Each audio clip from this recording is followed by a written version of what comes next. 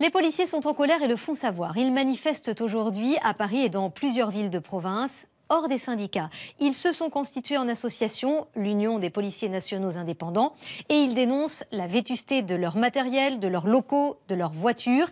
Ils réclament de meilleures conditions de travail. Bruno Marquet, Guillaume Petit. La liste de leurs revendications est longue. On a des moyens radio qui datent de 15 ans et on a des locaux insalubres. Dur à porter. Il y aurait tellement à dire, par quoi commencer? Mais plus que tout difficile à exprimer. On a des personnes qui viennent déposer plainte, ils sont hallucinés de voir dans quels locaux on vit.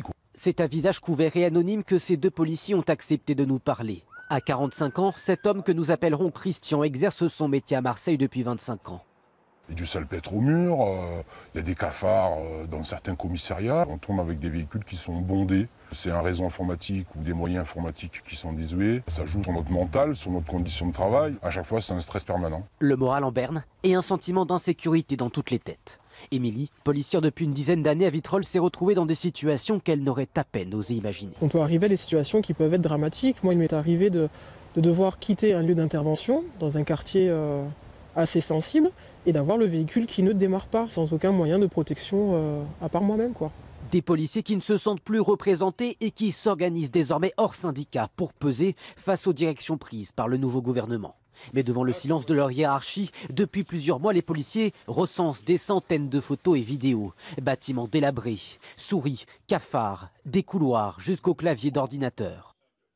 Et même un véhicule dans un commissariat de Strasbourg qui cumule plus de 500 000 km. En tête du palmarès des plus mauvais élèves, le commissariat de Coulommiers, suivi par un parc automobile de Strasbourg et un commissariat du 10e arrondissement de Paris.